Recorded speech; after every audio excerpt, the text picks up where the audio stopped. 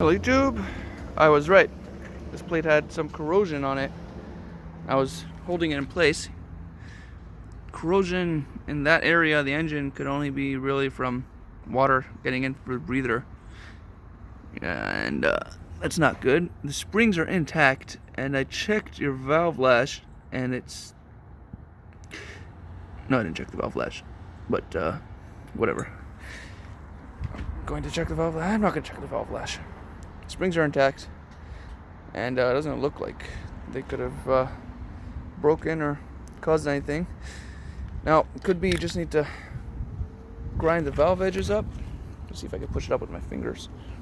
No, let me see if I can get pry bar in here. Press the valves up. Yeah. If you look at those edges, those inner lips.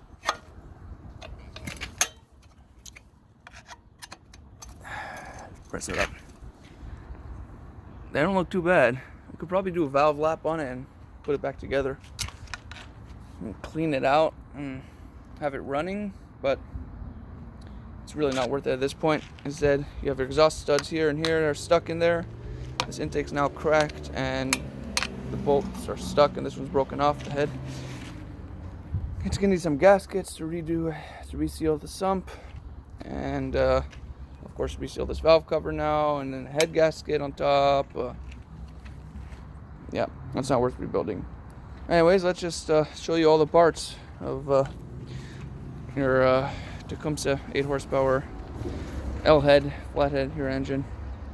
You got your exhaust valve, intake valve, then you got your piston, your rings, or the oiler ring, and your 2 compression rings on top, which still moves pretty nice in this thing. Head gasket, head, spark plug. You got your other half of the sump, the crankcase, whatever. You got your little come out. There you go. Camshaft. There are 2 lobes. I think this is for the governor, or this is probably this is when you're a decompression spring when you crank it over to make it easier. And you got your governor here, and an electric starter you see on the outside.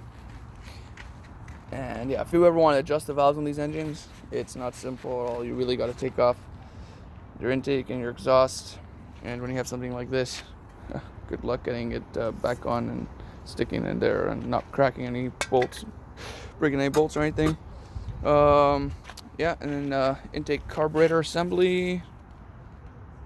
Yeah, I just took it off with the fuel line and everything. Yeah, that's inside these engines. And you have on this side, you got your flywheel here and magneto bolts right here on these 2 studs coming out.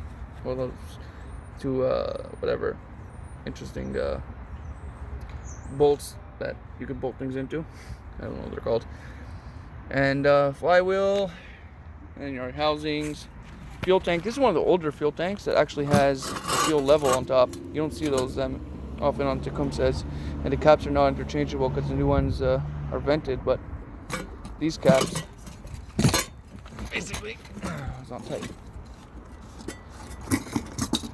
It's got a float and it spins up with the fuel level, and I'll show you how it works. You put it in there. It's got half a tank in there now. Kind of a waste because the fuel's fresh, but I'm not risking putting that fuel in anything else after it's been in this thing. And yeah, it's a nice engine, not too complicated, but yeah, this one is the outside was really corroded, oil over everything. The inside, the oil, it looks like it might have actually been rebuilt. Everything's in pretty nice condition. Although, as you see with this valve cover baffle thing was rusted in there, and this, I don't think this was stock. Could be, could not be, but probably not actually. You know, the whole problem could have been this thing covering that little breather port, creating overpressure in the engine, and then there was a small amount of blow-by where the fuel got into oil. Anyways, I got a new engine. I'll show it to you, and I'll show it on the machine.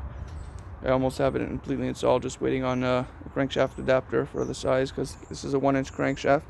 And the engine I bought to replace it with the Chinese LCT engine has got a 3/4 inch shaft. So we get an adapter and we'll get it all together. But yeah, I took it apart with impact, of course, because it was a lot quicker. Anyways, you want me making more YouTube videos like this? Let me know.